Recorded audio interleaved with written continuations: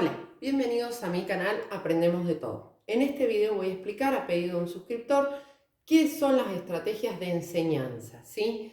Basadas en apuntes que he realizado de Díaz Barriga Frida y Ferreiro Emilia. Ahí les dejo, ¿sí? Recuerden que en el canal tienen parte del libro de Díaz Barriga Frida.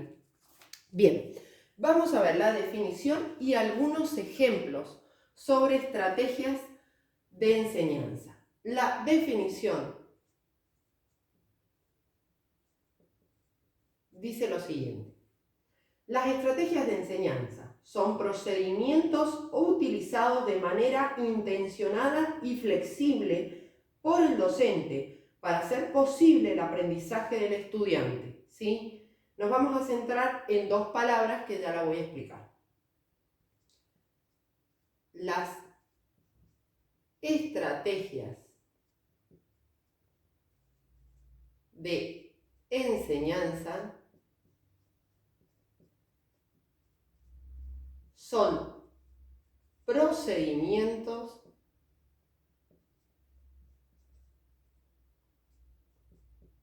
utilizados de manera intencionada y flexible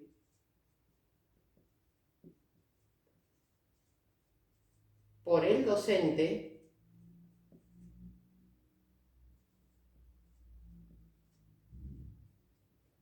para hacer posible el aprendizaje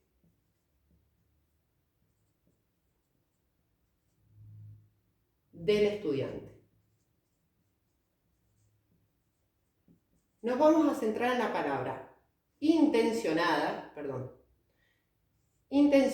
y flexible. Intencionada, ¿por qué? Porque nosotros vamos a planificar qué contenidos, qué competencias vamos a enseñar, ¿sí? Por eso va a tener una intención. Y va a ser flexible porque tiene que estar dispuesta a variables. Por ejemplo, conocimientos previos del alumno. ¿Qué pasa cuando doy esa secuencia? En el canal tienen cómo realizar una planificación y cómo realizar una secuencia didáctica que incluye estrategias de enseñanza. Después dice, incluyen operaciones físicas y mentales para facilitar la confrontación del sujeto que aprende con el objeto de conocimiento. Es decir, que estas estrategias de enseñanza no son depositar conocimientos en un alumno, sino son operaciones. O sea que el docente tiene que facilitar instancias, momentos, situaciones para que el alumno interactúe tanto física como mentalmente con el saber erudito, diría Yves Chevallat. Incluye operaciones físicas y mentales para facilitar la confrontación del sujeto que aprende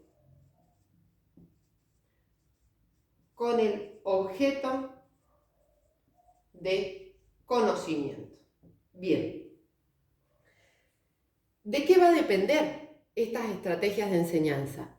Del área que queramos enseñar. Si voy a enseñar el área de matemática, pues bien, tengo que centrarme en la didáctica de la matemática. Puede ser en la teoría de los campos conceptuales de Bernoulli, puedo trabajar, ¿cierto?, sobre los campos conceptuales de la multiplicación, de la suma.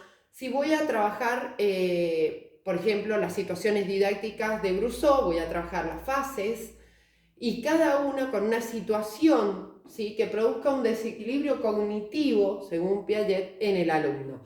Si voy a trabajar las ciencias sociales, historia, geografía, o ciencias naturales, que son todas las ciencias fácticas, voy a trabajar, por ejemplo, con resúmenes. Vamos a poner acá ejemplos. Voy a trabajar con resúmenes,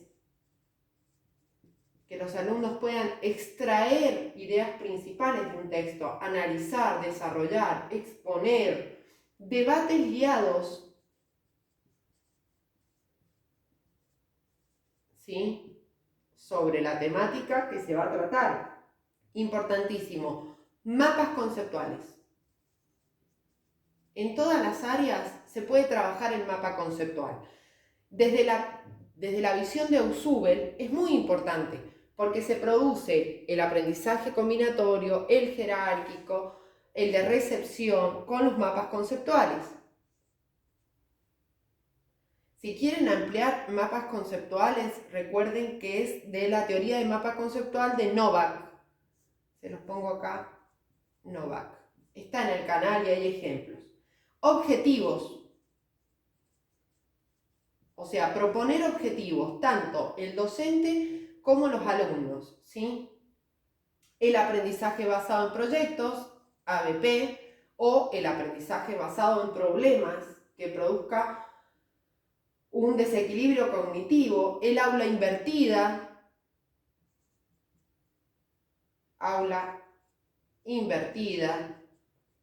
si quieren ampliarlo también tienen en el canal. Preguntas, y acá es muy importante. Realizar preguntas sobre la temática. ¿Qué tipo de preguntas? ¿Sí? Si doy, por ejemplo, un concepto de sistema. ¿Qué es el sistema circulatorio? ¿Cuál es su función? Esas son preguntas de copiar y pegar. No son preguntas que van a realizar o van a conseguir un aprendizaje significativo o trascendente en el alumno, sino que tengo que realizar preguntas metacognitivas,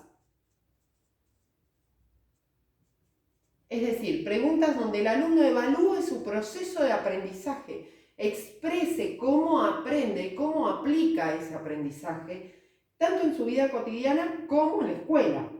Y preguntas de orden cognitivo superior, que está ligado a la taxonomía de Bloom. Tienen en el canal material. Ya les voy a bajar la cámara para que lo vean mejor. Bien, ¿qué son las preguntas de orden cognitivo superior? Son las preguntas para que el alumno reflexione, ¿sí? Son las preguntas que producen conocimientos superiores en el alumno. Por ejemplo, analizar, reflexionar, crear. Recuerden que en la taxonomía de Bloom tenemos las habilidades básicas, que es identificar, interpretar, etc. Después tenemos las de mediana complejidad y después tenemos las complejas.